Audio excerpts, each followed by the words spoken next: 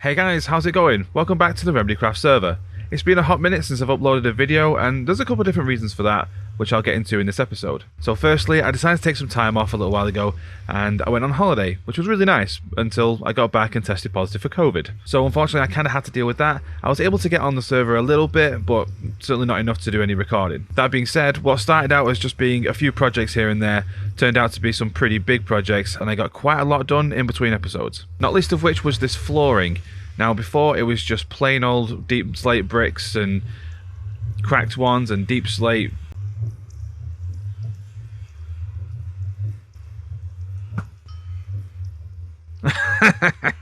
Gotcha. That's what you get for rooting through my stuff. I knew he was going to do that. Always nice to have you here, King. Thanks.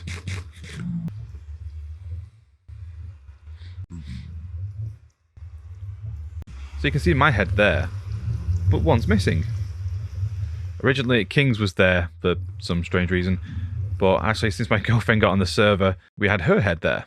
Now King doesn't like this because he's my bestie, so he's decided that he's going to go on a hunt for it somewhere in this base. Jen actually hid it, so yeah, it's going to be fun if you can try and find it.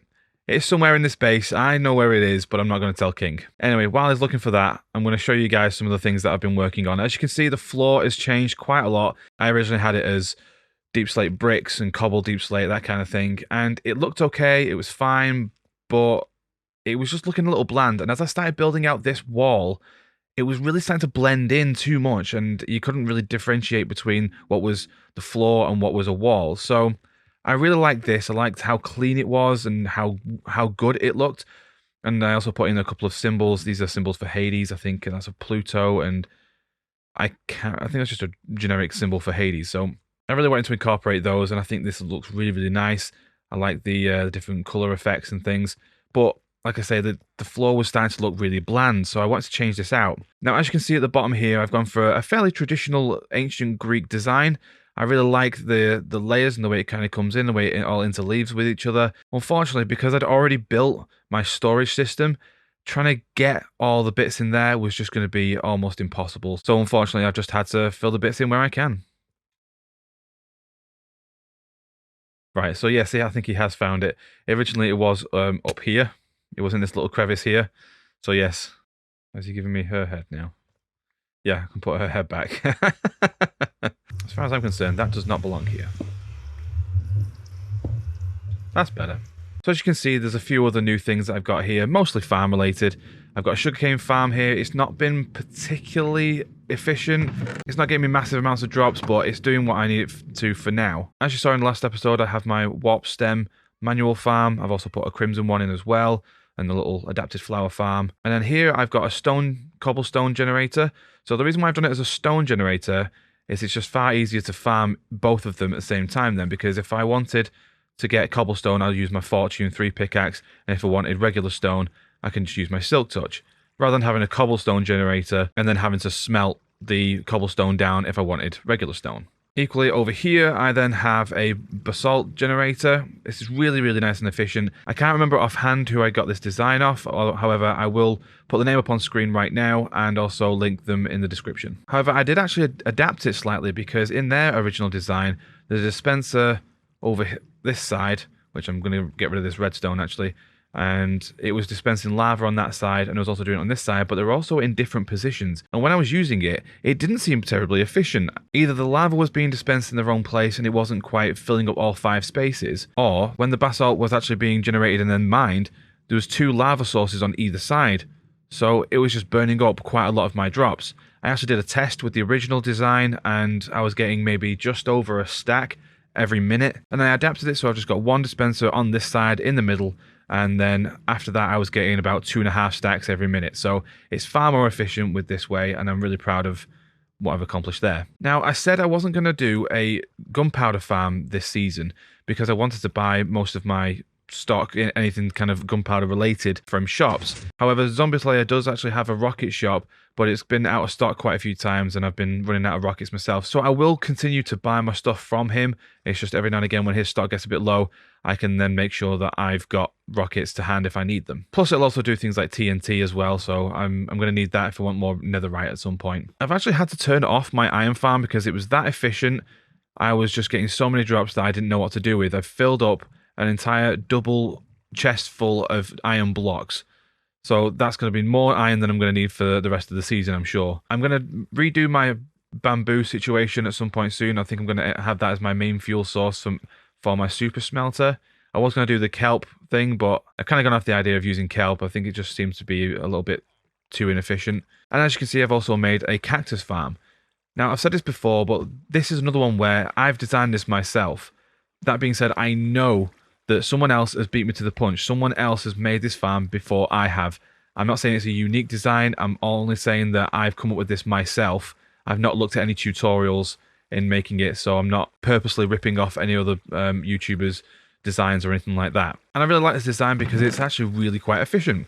I've got quite a lot of drops there, and I've only had this thing for a couple of days. And I've barely been AFKing at all. I also built a cow crusher because I was needing a lot more leather.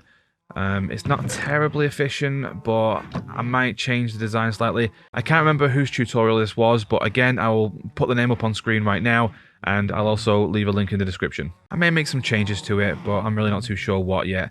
It does what I need it to for the time being. And last but not least, of course, I've got this really lovely custom tree right in the center of my build. I've been watching a lot of Good Times with Scar recently, and I absolutely love his custom trees. He does such a good job with them, and I've never made a custom tree before, so this was my first time trying this out and just going all over the place with it. I don't really think that it's not perfect. It's not the most amazing tree ever. I'm sure that there's stuff I could do a lot better just to make it a little bit prettier, but I really like the addition of the vines. I think it adds a really nice texture and depth to it. I also like to put in the glowstone in because not only is it a great source of light to stop mob spawning, but I think at night it certainly makes it just really pop. So that was probably the longest catch up I've ever done on this channel so far. But what's coming in this episode?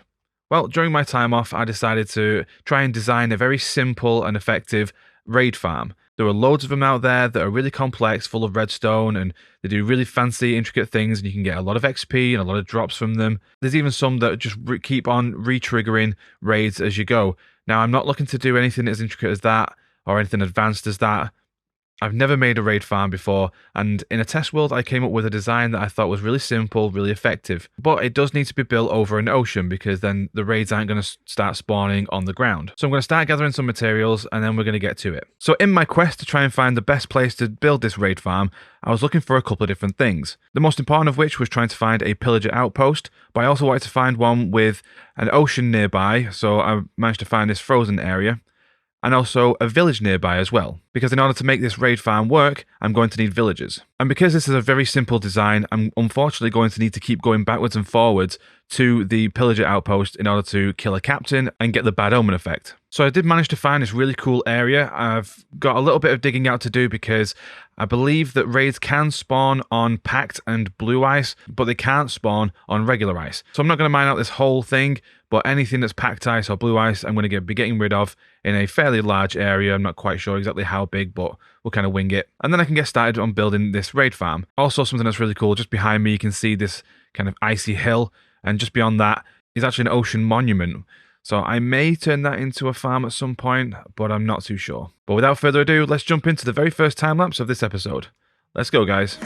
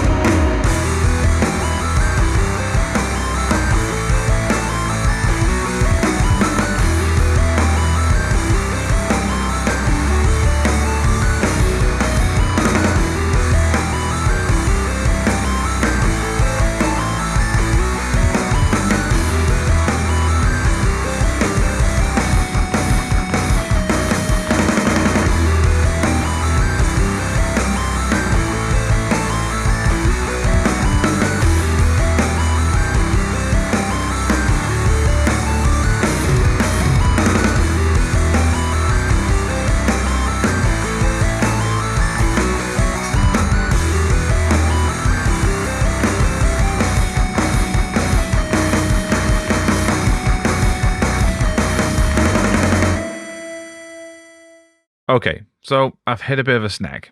The main problem being, I think the design that I've done for this thing is just a bit pants. Fundamentally, it does work. I've got an entire shulker box here full of totems, which is great. I'm thinking about setting up a shop, so whilst a shulker box of totems sounds great, that's going to go pretty quickly, I think, so I'm going to need to build something that's a little bit more efficient. That being said, I really just don't think that this design is going to cut it at all. So I'm going to have to go back to the drawing board. I'm probably going to have to tear this whole thing down and start again. I'll just give you a quick overview as to how I was getting this to work. So I have a villager up at the top here, and then there's a small platform around the edges here with the trapdoors in the center, and they fall down into there. And it does work. When you get the bad omen effect, you come up to here, or that platform down there, and as long as you're in range of the villager itself, then the raid will trigger. And we do get quite a few spawns up here, but it only tends to be 1, maybe 2 waves. And it just seems like a bit of an awful waste, really, to be honest. So I'm basically having to go all the way over there to the pillager outpost, fly back just to trigger it again. Now, that part of it, I'm not so worried about. I can do the trekking about. It's not too much of an issue. It's more just down to the fact that every time I do that trip, I'm only getting 1, maybe 2 waves of this stuff, and I'm just barely getting any drops out of it. So while in theory this design was really good and I'm really quite proud of what I was able to come up with, it's just not efficient and doesn't work properly. So I'm probably going to have to go with another design. Now there's plenty of them up on YouTube and some of them are super efficient, others are a little bit more easy to build, less efficient, but still I think they would give more drops than I would probably ever need for this season. So in between this episode and the next one, I'm going to be doing a lot of research on raid farms, trying to find out which one's the best for me, and then hopefully in the next episode, we will be building it properly this time. Unfortunately, that's all I have time for in this episode. I know it's been a bit of a short one, but I hope you guys have enjoyed it, and I will see you in the next one. Thanks very much, and I'll see you again. Bye, guys.